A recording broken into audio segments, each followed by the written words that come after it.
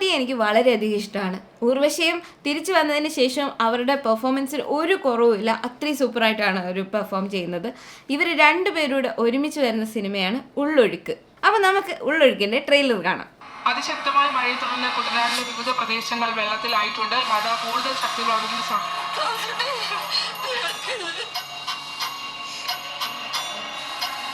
തോമസൂട്ടിയുടെ ആത്മാവ് ശാന്തി കിട്ടാതെ അലയുന്നുണ്ടാവും. അതാ അടക്കം നടത്താൻ പറ്റാത്ത.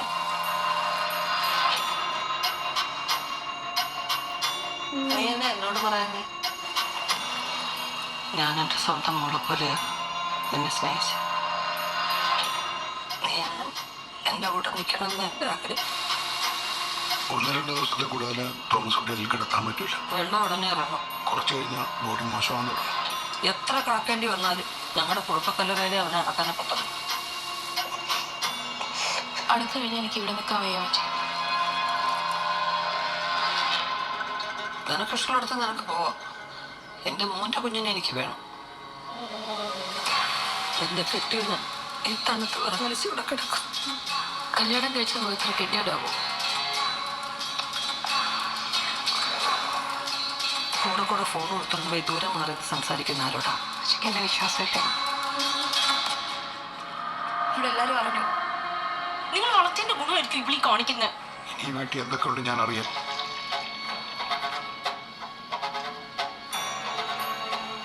നീ എന്നോടും എൻ്റെ മോനോടും ചെറിയതിനേക്കാൾ വലുതല്ല ഇതൊന്നും. അത് നിങ്ങളുടെ മോനിക്ക് അർഹിക്കുന്നുണ്ട്. എനിക്ക് അങ്ങനെ നിന്നെ കൂടുതൽ പറ്റേ? എനിക്ക് ഇനിയും കുറെ കാര്യങ്ങൾ പറയാനാണ്.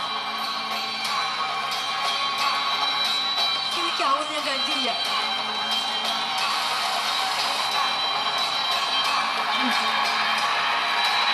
എങ്ങനെ ചെയ്യാനോ എന്നോട് ഇങ്ങനെ?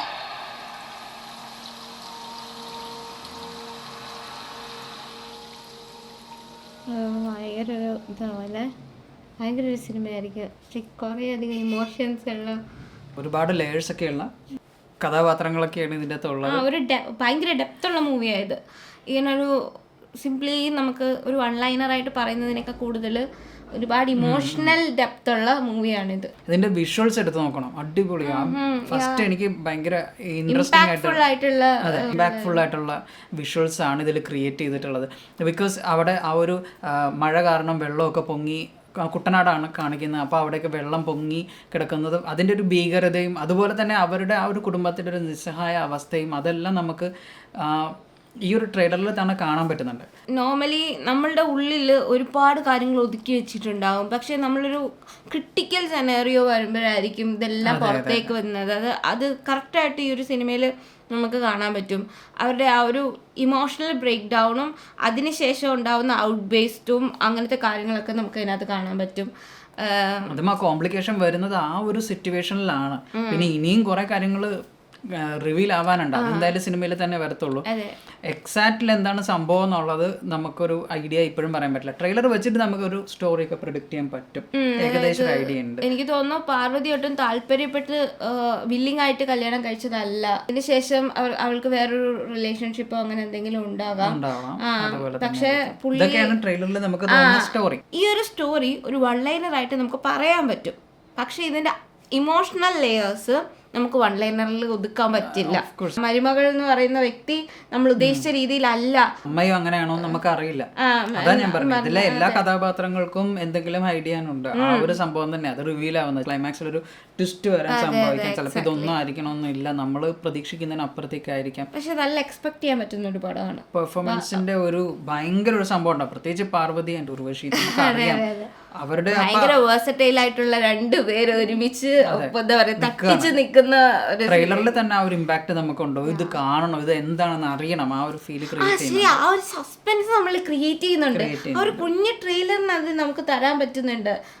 ഇനിയിപ്പോ അത് അറിയണമല്ലോ, എന്തായിരിക്കും അവർ രണ്ടുപേരും ഒളിപ്പിക്കുന്നതെന്നൊക്കെ ഉള്ള ആ ഒരു ഡാർക്ക് എലമെന്റ് ഉണ്ട്. നമ്മുടെ റോഷാക്ക് സിനിമ കണ്ടപ്പോൾ നമുക്ക് ഫീൽ ചെയ്തിട്ടുണ്ടായിരുന്ന ഒരു സംഭവമുണ്ട്. ബിന്ദു പണിക്കറുടെ അമ്മ കഥാപാത്രമൊക്കെ, ആ കഥാപാത്രത്തിനും ഇതുപോലെ ഒരു ഡാർക്ക് സൈഡ് ഒക്കെ ഉണ്ട്. അപ്പൊ അതേപോലെ റിവീലിംഗ് സെനാരിയോ ഈ സിനിമയിൽ എന്തായാലും ഉണ്ടാവും.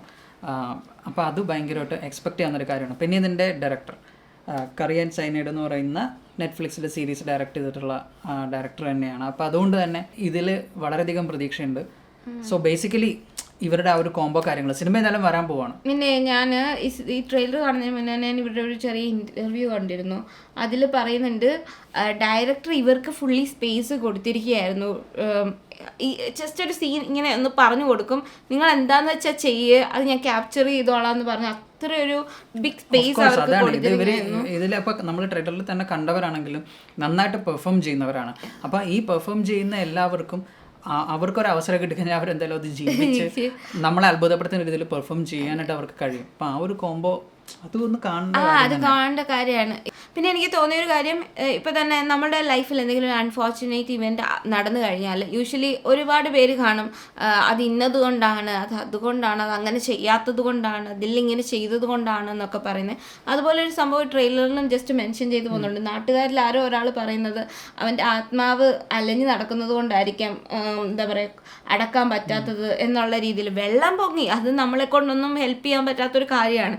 പക്ഷെ അതിനെയും ആ ഒരു രീതിയിൽ, ഒരു അന്ധവിശ്വാസ രീതിയിൽ അതിനെ കണക്ട് ചെയ്യുന്നതും അതുവഴി ഇമോഷണൽ ഡാമേജ് ഉണ്ടാക്കാൻ ശ്രമിക്കുന്നതും അങ്ങനത്തെ കുറെ കാര്യങ്ങളും ഈ സിനിമയിൽ കാണിക്കുന്നുണ്ടാവും.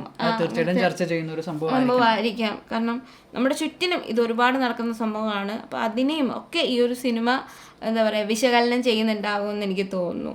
എനിക്ക് കുറേയൊക്കെ നമുക്ക് കഥ ഈ ഒരു ട്രെയിലറിൽ നിന്ന് തന്നെ നമുക്ക് കിട്ടുന്ന പോലെ എനിക്ക് ഫീൽ ചെയ്യുന്നുണ്ട്. ലൈക്ക് കഥ മനസ്സിലാക്കാൻ പറ്റുന്ന പോലെ ഉണ്ട്. പക്ഷെ അപ്പം അതിൻ്റെ അർത്ഥം എന്ന് പറഞ്ഞാൽ സിനിമയിൽ ഇതിലും ഒരുപാട് എസ്പെഷ്യലി ഇതിന്റെ വിഷ്വൽസും ആ ഒരു സറൗണ്ടിങ്, അതിന്റെ ആ ഒരു മൂഡ്, അതൊക്കെ സിനിമയെ കൊണ്ടുപോകുന്ന വഴികളുണ്ട്. അപ്പോൾ അതൊക്കെ നമ്മൾ എക്സ്പീരിയൻസ് ചെയ്യാനുണ്ട്. ആൻഡ് എനിക്ക് തോന്നുന്നു ഈ പറയുന്ന ആ ഒരു സിറ്റുവേഷൻ, മഴയുടെ സിറ്റുവേഷനും കാര്യങ്ങളൊക്കെ വെച്ചിട്ട് തീർച്ചയായിട്ടും ഇതൊരു തിയേറ്റർ എക്സ്പീരിയൻസ് ഡിമാൻഡ് ചെയ്യുന്ന സിനിമ തന്നെയായിരിക്കും. അപ്പം നല്ല സിനിമ കൂടിയാണെന്നുണ്ടെങ്കിൽ ഓഫ് കോഴ്സ് ഇത് going to be one of the again ഒരു 2024 ഒരു മികച്ച ഹിറ്റ് തന്നെയായിരിക്കും.